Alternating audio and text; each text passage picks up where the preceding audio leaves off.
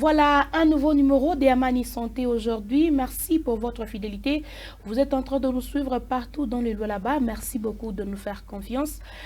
Aujourd'hui, comme toujours dans l'émission Amani Santé, nous recevons beaucoup de médecins de la province et d'ailleurs, bien sûr.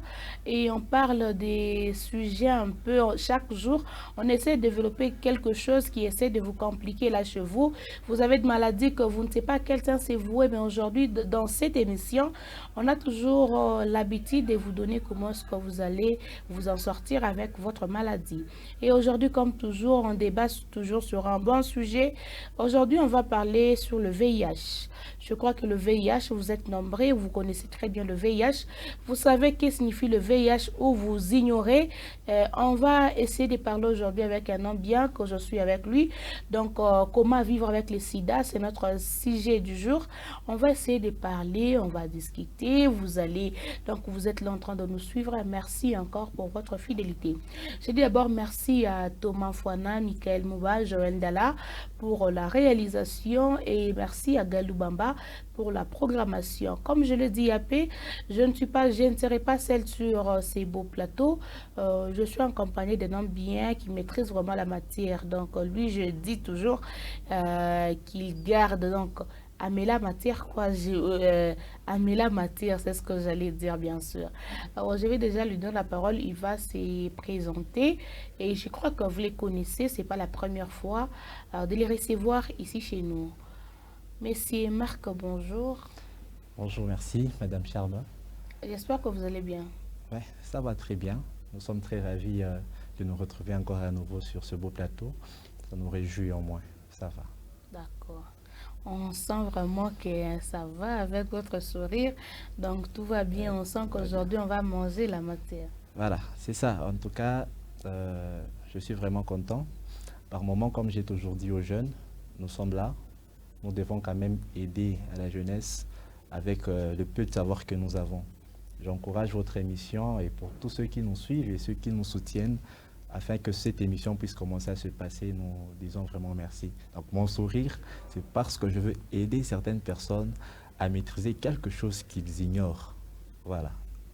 Voilà, merci beaucoup. Si vous voulez encore revoir l'émission, n'hésitez pas d'aller sur YouTube, vous tapez seulement Charme Katembo et vous allez suivre l'émission en intégralité sur YouTube. Voilà, comme je l'ai dit, les sida, comment vivre avec. Donc, tu peux être à la maison en train de nous suivre, tu as les sida, mais tu ne sais pas comment est-ce que tu peux vivre avec les sida. Et pourtant, une personne qui a les sida, c'est une personne comme tout le monde. Donc, ensemble encore, on va découvrir avec le monsieur Marc. Il va nous parler du VIH-Sida. D'abord, je vais lui poser la question pour savoir c'est quoi le VIH. Je m'arrête d'abord là-bas, le VIH. Pas le VIH-Sida, le VIH d'abord. Oui, le VIH d'abord. Ouais. Merci beaucoup pour la question. J'aimerais préciser pour ceux-là qui suivent nos émissions sur la chaîne YouTube, c'est mieux de liker, vous aimez la page et vous allez activer votre cloche de notification pour commencer à voir à chaque fois qu'il y a les émissions, vous serez quand même informé. Le sujet du jour, c'est un sujet que la plupart des gens comprennent facilement, mais en réalité ne comprennent pas. Vous voyez, quand nous parlons de VIH et nous parlons de SIDA, il y a des confusions là-dessus. Le VIH, on appelle virus immuno-humain. Vous voyez, donc c'est un virus qui attaque le système immunitaire de l'homme. C'est ça, en bref, le VIH en question. Ouais, à ne pas confondre avec le sida. Donc, il y a le sida, il y a aussi le VIH. Voilà, il y a le VIH et il y a aussi le sida. Okay. Donc, le VIH, tel que je dis, c'est le virus immuno-humain. Donc, le virus qui attaque le système immunitaire de l'homme. Donc, si je comprends bien, d'abord, je vais aller à une autre question. Le VIH, ce n'est pas le sida. Non, non, le VIH, ce n'est pas le sida.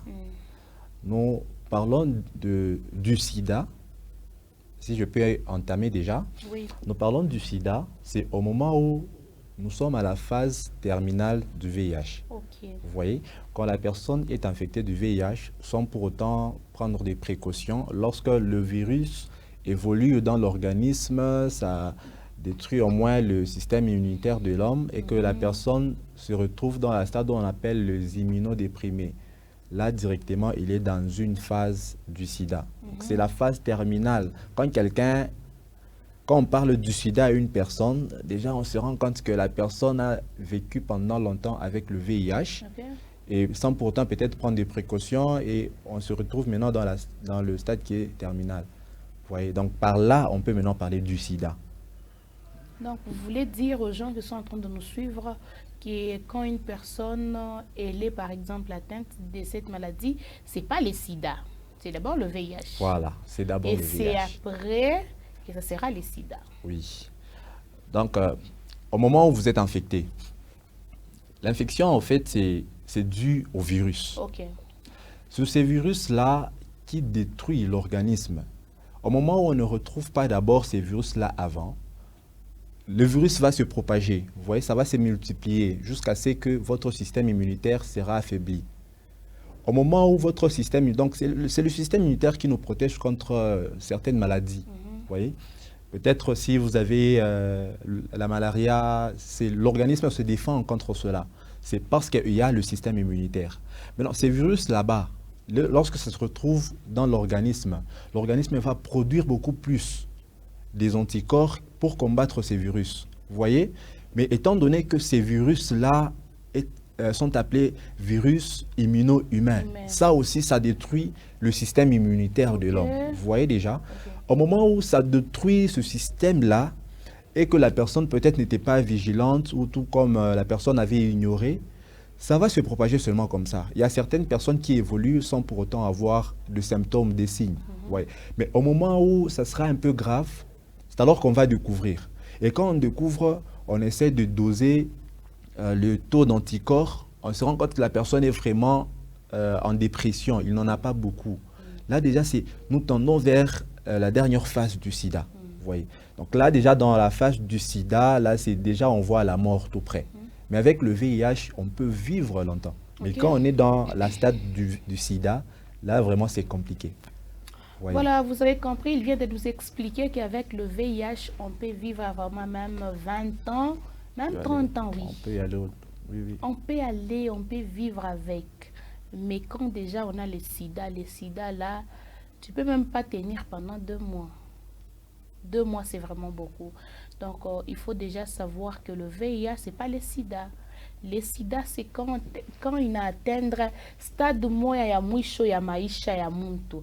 Donc, pale natoka muntu anaanza kutoka mangozi.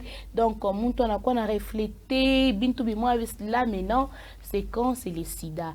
Donc, quand c'est encore chini, tu prends antirétroviraux. Antirétroviraux. Ok, antirétroviraux, voilà.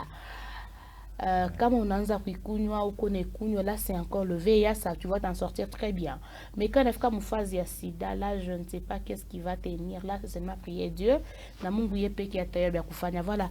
Déjà on avance avec notre émission Amani Santé dès ces jours où on parle du sida. Et monsieur Marc, est-ce qu'il y a-t-il des symptômes pour savoir qu'une personne a le VIH? Oui, il y en a. Mais beaucoup plus, les gens évoluent asymptomatiquement. Comme je le dis, au moment où on se retrouve dans la phase du sida, c'est alors qu'il y a beaucoup de choses qui apparaissent, telles que vous les avez insinuées dans votre intervention. Par moment, certaines personnes sont asymptomatiques à un moment lorsqu'ils sont infectés. Tout comme même les analyses de laboratoire, une personne infectée, on ne peut pas peut-être retrouver déjà le résultat du VIH positif après infection. C'est-à-dire qu'il y a une période qu'on appelle la période du fenêtre sérologique. C'est-à-dire le virus est là, il est en train de se multiplier sans pour autant que les anticorps puissent détecter ça. Okay. Vous voyez. Au moment où les anticorps détectent la présence de ces virus, c'est alors que ça pourra positifier sur les examens sérologiques. Ouais, parce qu'actuellement, il y a au moins quelque chose qui se passe là. Nous avons une machine qu'on appelle le GeneXpert. Cette machine-là, ça détecte souvent même de matériel génétique. Oui. Donc vous pouvez être infecté il y a à peu près, si c'est 1 mois. Avec cette machine, on peut avoir des traces. Vous comprenez? Ok. C'est comme ça. Donc, le symptôme, il y en a. Il y a les symptômes comme de céphalée, maux de tête, Ok. des courbatures, des douleurs musculaires et tout. Peut-être les gens peuvent penser que c'est la malaria. On essaie de traiter la malaria, mais ces mêmes symptômes-là, ça revient. Vous voyez, de fatigue intense, vous vous sentez vraiment faible avec des maux de tête vraiment inexplicables. Là, ce sont de signes qui accompagnent un peu une personne qui vit avec le VIH. Comprenez. Alors, quand le médecin peut-être va voir que la même personne est revenue avec plusieurs signes qui sont revenus dans de plaintes précédentes, là, la personne pourrait aussi penser au VIH. Donc, il y a les signes comme maux de tête à répétition, donc des fièvres. Par moments, ce genre-là aussi parviennent à manquer. Bon, en fait, le sang, il devient un peu vulnérable. Ils peuvent toutefois commencer aussi à perdre le sang à tout moment quand on ne détecte pas ce virus bien avant. Donc, des courbatures, des douleurs musculaires, tout ça. Ce sont des signes du VIH. Mais par moment, plusieurs personnes ignorent ça. Mais c'est au niveau de la clinique, lorsqu'on se rend compte que la personne est venue à plusieurs reprises, avec de mêmes signes, on a donné des antipaludéens, ou soit on a donné quelques produits en rapport avec ces signes, mais ça revient toujours. Là, on peut penser à ça. Et ça peut revenir pendant combien de temps qu'une personne peut commencer à faire le va-et-vient de l'hôpital à la maison? Autant de fois avant qu'on puisse le découvrir. Vous voyez, ça peut revenir. Donc, c'est-à-dire qu'il y a de ces gens-là qui se soignent d'eux-mêmes. Il y a un principe là de calmant. Vous êtes à la maison, vous faites la fièvre, vous avez de céphalée, vous avez quelque chose comme ça. Directement, vous prenez, si c'est la paracétamol, vous prenez. Peut-être c'est l'ibuprofène, vous prenez. Peut-être, je ne sais pas moi, si c'est un calmant quelconque. Donc, c'est-à-dire que vous calmez votre corps, mais entre-temps, le virus est en train de se propager. Okay. Vous comprenez? Mais sans pour autant que vous puissiez avoir de la fièvre ou quoi que ce soit. Mais vous avez pris juste un calmant pourvu que vous puissiez vous sentir mieux. Mais après, ce virus-là continue à se multiplier. Alors, c'est ce qui amène beaucoup de gens à la stade là du sida. C'est quand peut-être on ignore. Oh, après un temps, j'ai pris ce relief. Après un temps, j'ai déjà vu les gens qui se donnent même des conseils dans un taxi. Il faut bien Socomol. Vous voyez, il y a un produit là, Socomol. Beaucoup de gens aiment ce produit. Socomol, le direct. Vous voyez, or, il n'est pas vraiment recommandé de prendre de calmant pendant longtemps. Aujourd'hui, vous vous sentez mal. Vous prenez un calmant, c'est bien de prendre ça quand peut-être c'est tard. Mais à chaque fois, il y a de la fièvre, il y a de céphalée. Ce sont des réponses immunitaires qu'il faut directement aller voir un personnel soignant. Donc cette personne aussi pourrait aussi voir avec des recherches approfondies, voilà la répétition de ces maux de tête, la répétition de ces courbatures, la répétition de tout ce que la personne avait. On peut penser au VIH. Vous voyez? Et on peut faire ça. Si on ne fait pas le VIH, peut-être on peut se rendre compte que non, ça peut-être c'est la malaria qui a été mal soignée. On peut prendre des précautions pour monter aussi d'échelon et tout. Mais avec le VIH, on le retrouve très souvent lorsque la personne a des signes qui reviennent à plusieurs reprises. Parce que c'est très souvent le même signe que la malaria. Si vous regardez une personne qui souffre de la malaria et aussi celui qui a le VIH, au début, bien sûr, c'est presque le même signe, ouais, même symptôme. Mais pour bien différencier, c'est-à-dire qu'il faut y entrer maintenant en profondeur en faisant les examens cliniques et paracliniques. C'est un peu ça. Y a-t-il une durée pour une personne qui a déjà le VIH de vivre sur Terre? La durée n'est pas vraiment établie. D'abord, le VIH, je devrais le dire avant. Récemment, les gens nous ont suivis dans notre émission des examens prénuptiaux. C'est aussi un élément, un examen majeur qui en fait partie. Donc, on a reçu des messages, il y a certaines personnes qui nous appelaient pour nous dire que non, voilà, vous nous demandez de venir faire le test prénuptiaux, c'est juste pour le VIH. Vous voyez. Alors ça, c'est aussi un examen, y compris aussi là-dedans. Je dis non. Avec le VIH, la durée de vie n'est pas déterminée. Mais ce qui est vraiment important, c'est de faire la prise en charge de la personne elle-même. Donc, que les gens puissent être conscients par rapport à ce qu'ils sont en train de faire comme vie chaque jour.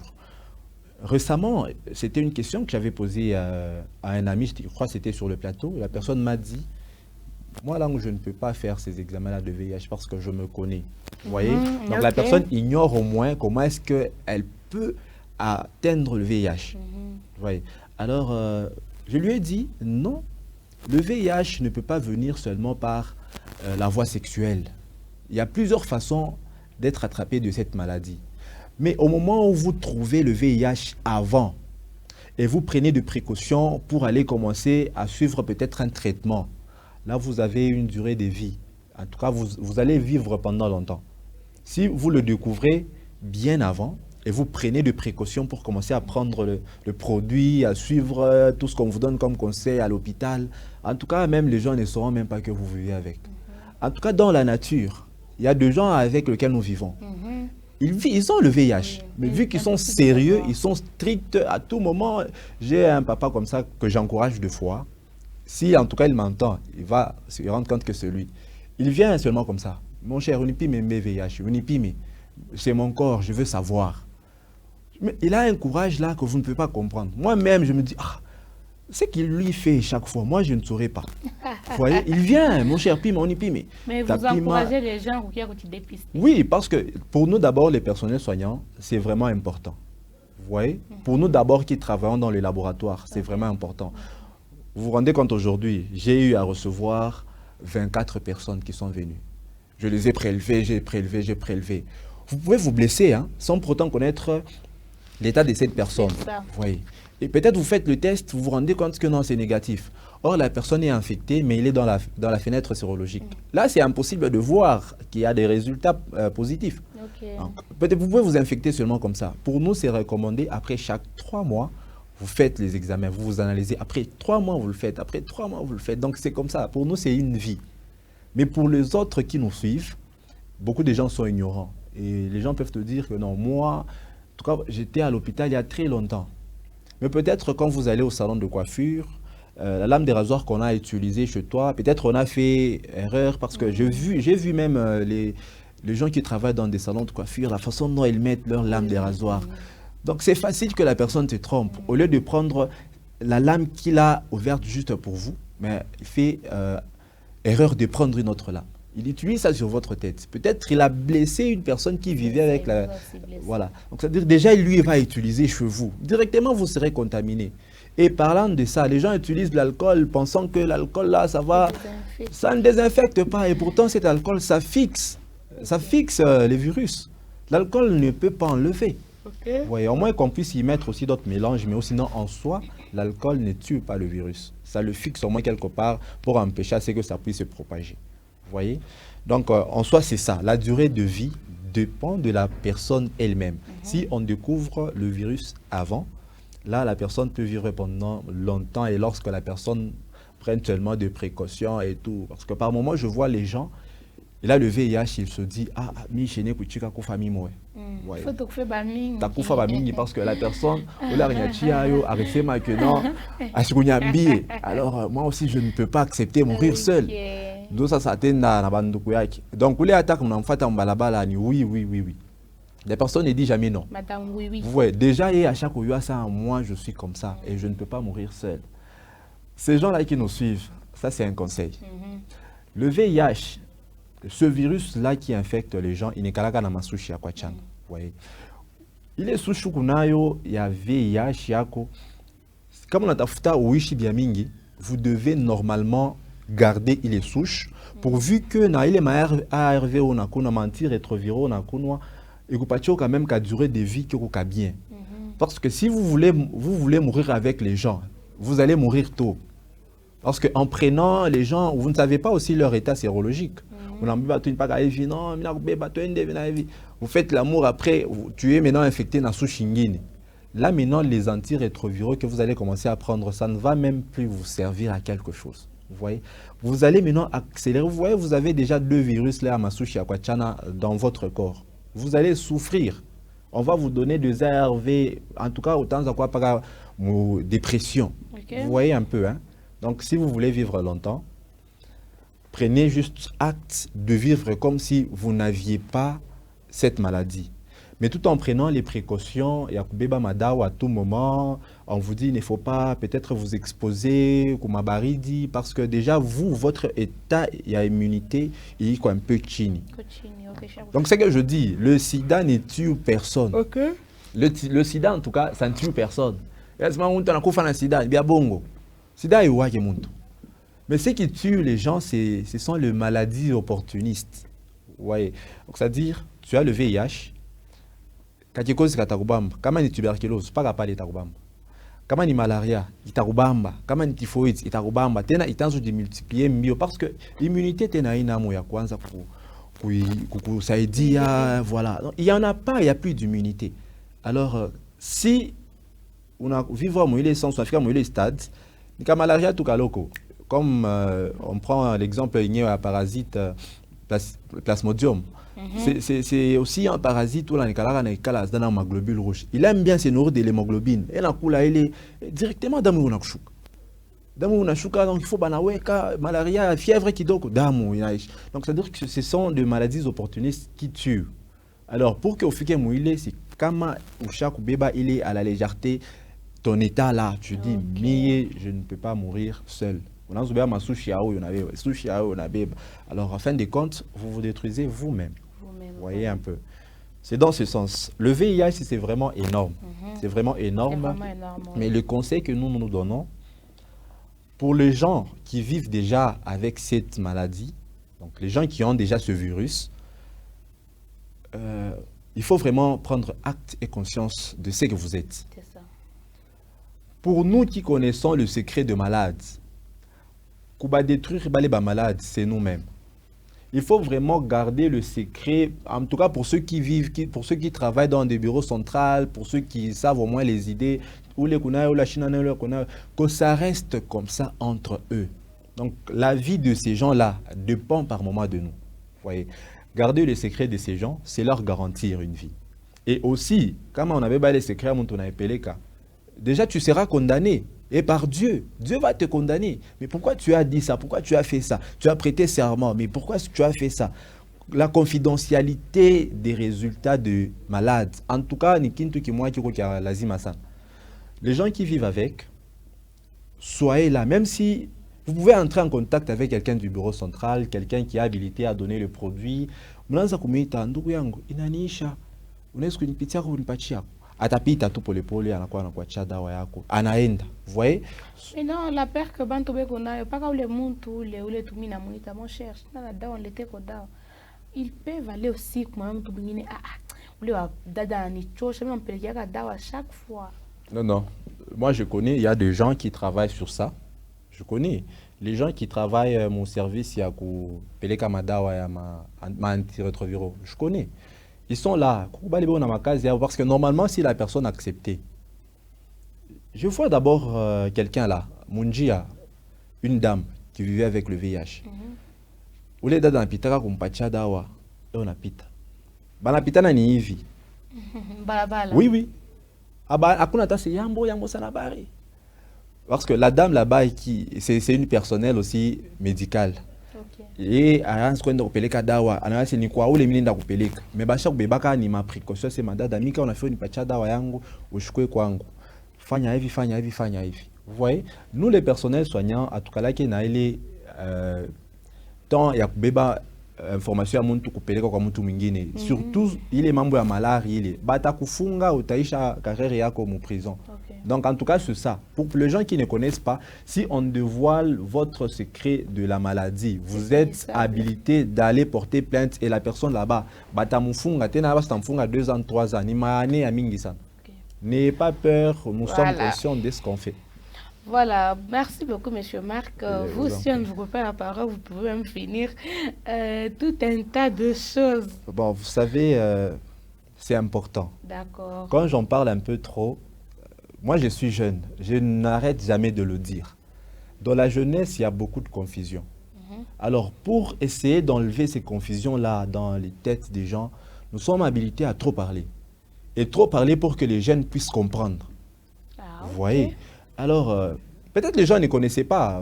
Oh, Sida, c'est ça, oui. Beaucoup de gens ignorent ça. Alors, nous allons parler. D'accord. Voilà. Et comment est-ce que cette question est le sida se transmet comment?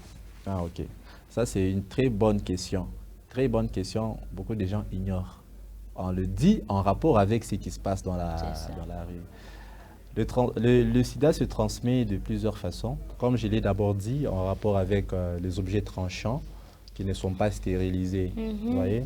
Les objets tranchants, je peux prendre l'exemple des seringues que nous utilisons. Comme hôpitaux, il y a peut-être pour faire dépister, pour faire consulter. Il y a de ces gens-là qui sont chiches même avec les seringues. C'est ça. Ils peuvent utiliser une seringue à plusieurs personnes. Vous voyez, peut-être pour injecter un produit, ils prennent la seringue, ils réutilisent, ils rincent un peu avec le liquide, là, ils disent non, on a désinfecté et tout. Déjà là, vous pouvez transmettre le VIH facilement. Parce que fait de piquer. Oui, le fait de piquer, vous prenez une seringue infectée, vous utilisez à une personne, et puis après, une autre personne revenait. Et puis... Parce qu'une fois, j'étais quelque part, je crois, à l'hôpital, il y a un petit du quartier qui ne se sentait pas bien. Il fallait qu'on puisse lui injecter un produit là. Mais après lui, c'était mon tour. Le type là, quand il m'a vu avec le petit, je me suis dit, ah, petit, ça va, non, tu es aussi ici. Déjà pour lui, c'était l'occasion de dire, ah, tu connais, hein? Ah, donc on peut utiliser la seringue ici. Vous voyez, j'ai dit, mais c'est quoi ça? Même si je le connais, vous ne pouvez pas quand même utiliser. Vous voyez, l'utilisation répétitive d'une seringue, là, ça peut aussi transmettre une maladie. Et aussi, parlons des objets tranchants. J'ai donné l'exemple d'une lame de rasoir, la seringue. Il y a de ces gens-là qui se tatouent aussi. Hein. Il y a une machine là de tatouage. Vous pouvez utiliser ça peut-être après avoir utilisé chez une personne. On ne l'a pas désinfecté. Mais on peut désinfecter, ça va? Oui, si on n'a pas désinfecté. Donc on désinfecte et puis on stérilise. Ouais. Là, on peut utiliser à nouveau. Mais quand on ne le fait pas bien, parce qu'avec le virus... on désinfecte, juste les microbes peuvent rester.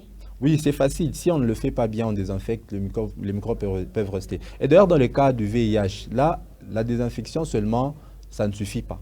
Il faut stériliser. Vous voyez. Vous pouvez désinfecter, puis après, vous stérilisez. Là, vous pouvez quand même réutiliser à nouveau.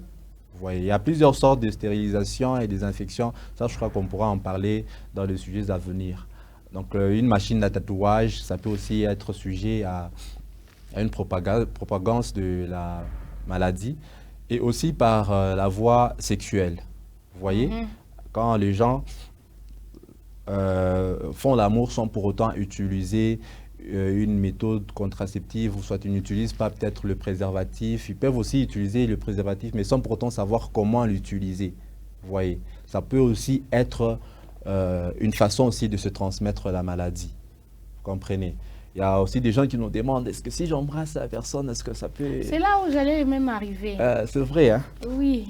En tout cas, par le biais de baisers, d'embrassement, il n'y a vraiment pas de sciences qui ont prouvé qu'on peut transmettre le sida par la salive.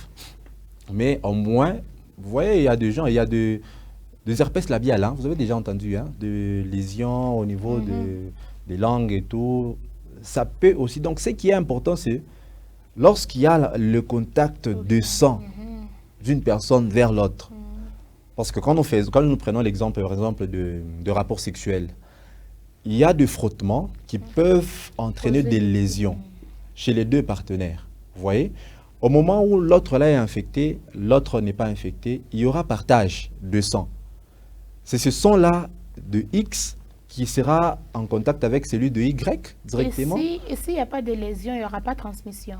Oui, c'est pourquoi on dit que le rapport sexuel, ça peut transmettre le VIH à 90%, 95%. Donc le 5% qui reste là-bas, c'est au moment peut-être qu'il n'y a pas de lésion, vous voyez, là ça ne peut pas peut-être causer. Et aussi, vous pouvez le faire, mais la personne qui contrôle le VIH avec le faible taux de TCD4, vous voyez, là ça peut peut-être pallier à ce genre de problème, mais ce qui est beaucoup recommandé aux gens qui vivent avec, c'est de se protéger. Vous voyez. Donc, c'est-à-dire que le 5% là, peut-être il n'y aura pas de lésions et tout, peut-être il y aura de lésions chez la personne qui n'est pas infectée, mais l'autre là qui est infecté n'a pas de lésions, donc c'est-à-dire qu'il n'y aura pas au moins le contact de sang entre ces deux partenaires. Donc, ce qui est en jeu, c'est le contact au moins de sang. Voyez. Donc, quand même, pour les embrassements, s'il y a des plaies dans la bouche, oui, déjà là, c'est aussi une porte d'entrée. Donc, le virus, là, ça cherche seulement une porte d'entrée pour entrer. Oui. Si ça a trouvé au moins quelque part, mais là où il y a de petites lésions là qui sont invisibles à l'œil nu, ça peut déjà entrer.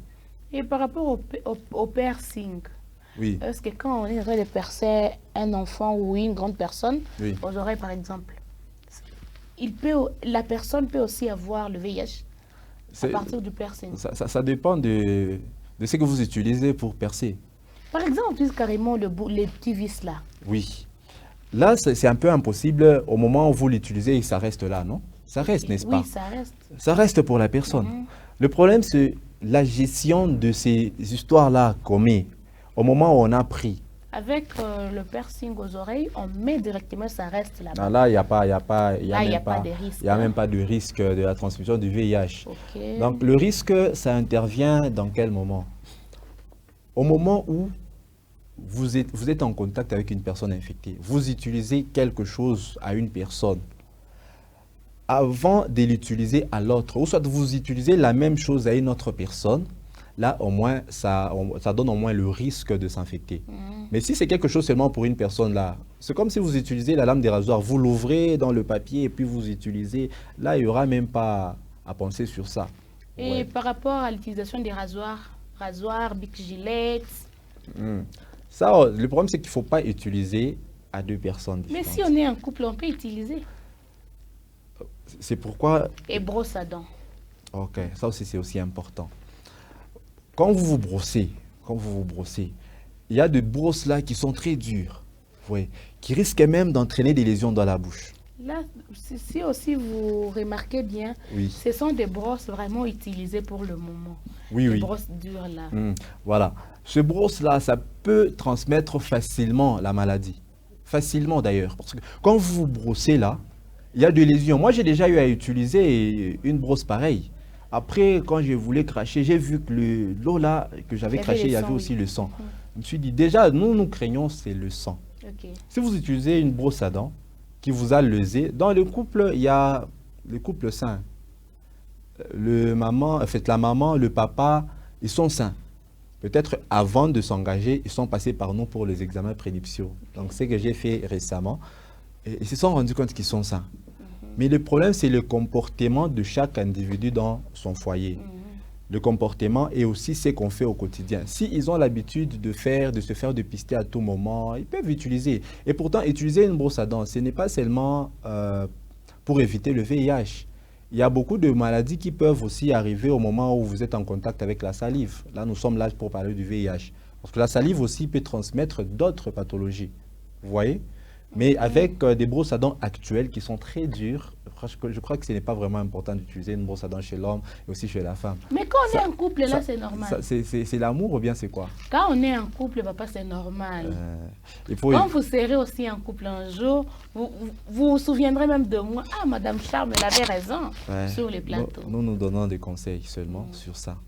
C'est bien d'utiliser en couple. C'est ça. Mais le problème, c'est que il faut connaître ce que la personne fait chaque jour. Et aussi, comme je le dis, on ne fait pas allusion à la bouche seulement lorsqu'il s'agit du VIH. Il y a d'autres pathologies que la salive pourrait transmettre. Vous comprenez un peu?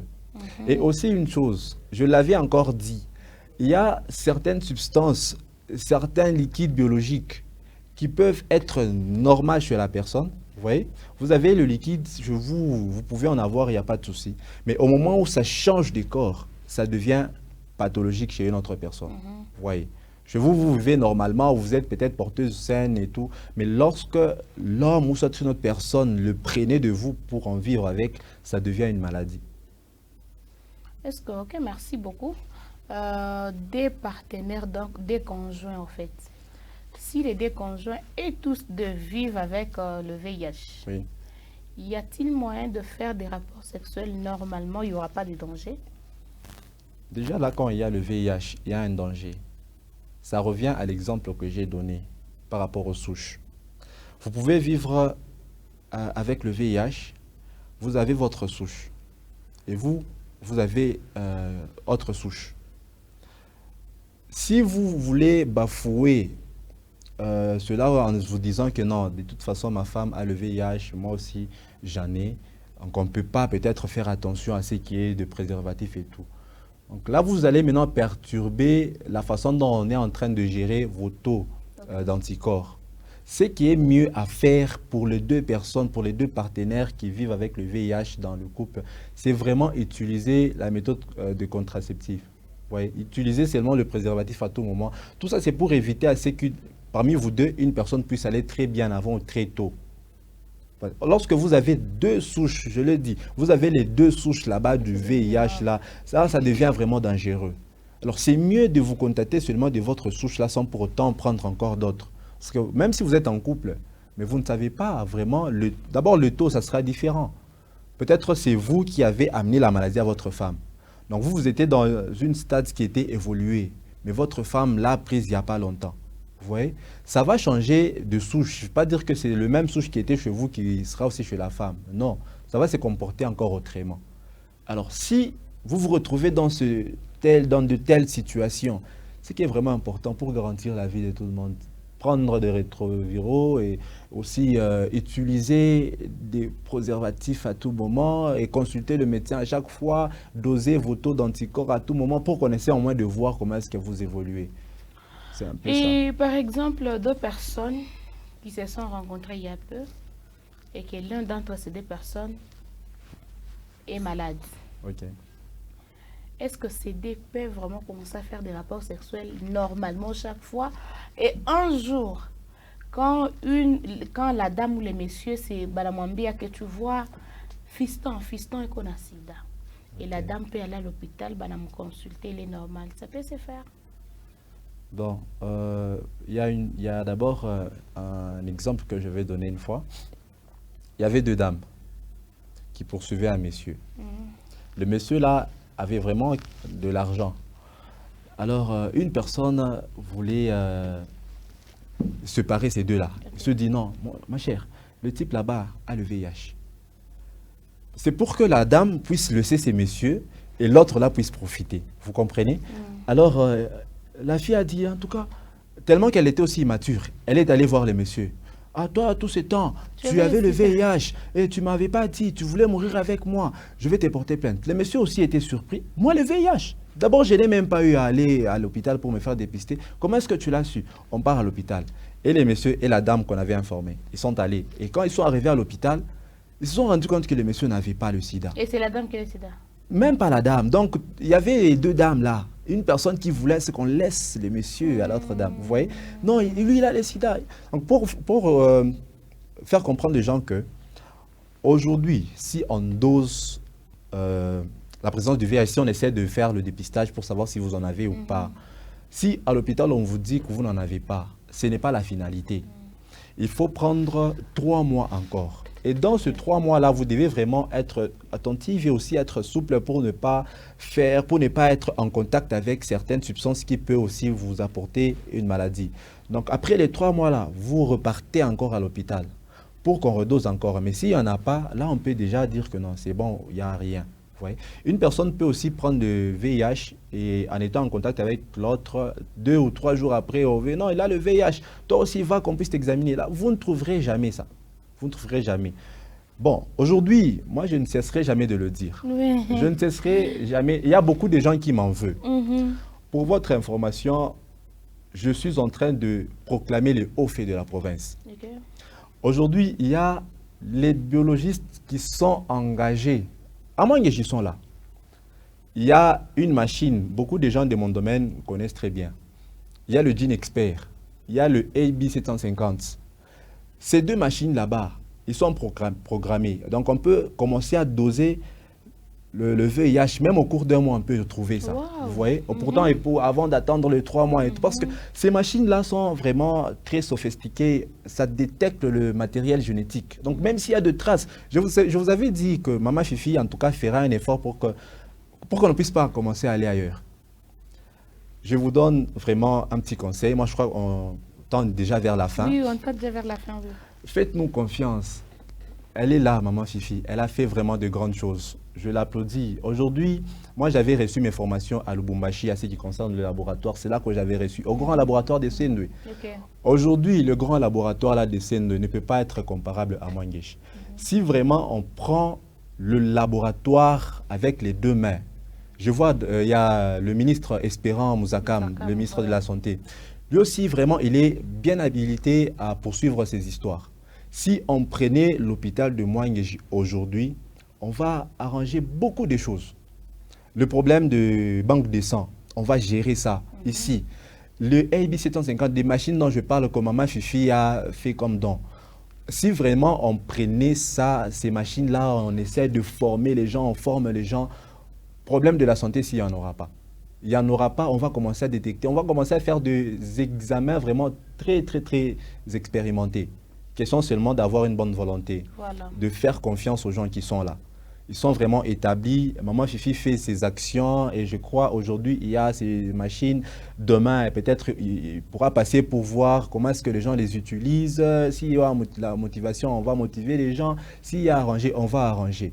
Donc que les gens puissent faire confiance à ce que Maman Fifi est en train de faire. Les gens qui sont ici, qu'on puisse au moins les applaudir. Ils se sont sacrifiés, mais vous avez entendu parler de Covid. Oui, oui. Vous savez comment ça s'est déroulé. Oui, oui. Mais aujourd'hui, les gens sont encore là. Ils sont là. Quand bien même d'autres sont partis, mais il y a certaines personnes qui traînent encore là-bas. Ils n'ont rien, mais ils espèrent au moins qu'un jour ça va aller. Vous voyez. Donc il y a des gens qui sont vraiment engagés. Nous, nous sommes engagés pour travailler dans des institutions. Nous nous sommes engagés. Et au moment où les gens vont commencer à venir, nous allons les aider. Je l'ai dit encore que l'argent, d'abord, ce n'est pas notre priorité. La priorité, c'est la santé. Et grâce à vous, grâce à Mani, aujourd'hui, nous avons une émission. Donc, on va sensibiliser les gens à venir à tout moment. Charme Katembo sur YouTube. Vous vous abonnez à ne pas vraiment manquer. Hein. Voilà. Nous sommes arrivés à la fin. Notre sujet, c'était le sida, comment vivre avec. Dans 10 secondes, encourager la personne qui est en train de nous suivre et qui vit avec le sida. Ah, en tout cas, je suis vraiment content. Il y a des gens qui sont motivés. N'ayez pas honte. N'ayez pas vraiment honte. Venez nous voir. On va vraiment prendre soin de vous. Il y a plusieurs méthodes, plusieurs techniques pour qu'on puisse commencer à achever le produit vers vous. Sans pour autant que les gens ne puissent le remarquer ni le connaître. Donc, n'ayez pas honte. Prenez le sida comme la malaria, comme la fièvre typhoïde. Bon, pas le sida, le VIH. Comme la fièvre typhoïde et tout. Et vous prenez régulièrement le produit. On va en tout cas vous oublier. Et vous-même, vous allez vraiment faire tout ce qui est comme travail. Donc, vous êtes habilité à faire un travail normalement. Moi, en tout cas, je vois les gens qu'on retienne même sans pour autant les embaucher parce qu'ils ont le VIH. Mais pourquoi? Il y a certaines personnes qui sont là, mais juste qu'on a trouvé le VIH, mais on ne le prend pas. On peut commencer à poursuivre ces gens ici. Ce n'est pas normal. Donc, une personne qui vit avec le VIH est habilitée de tout faire. Vous voyez, mais sauf qu'on ne veut pas lui mettre dans un champ où il y a au moins beaucoup de choses qui peuvent lui demander trop d'énergie. Vous voyez. Mais au moins, il est obligé et habilité de tout faire. Soyez vraiment courageux, contactez-nous même en privé.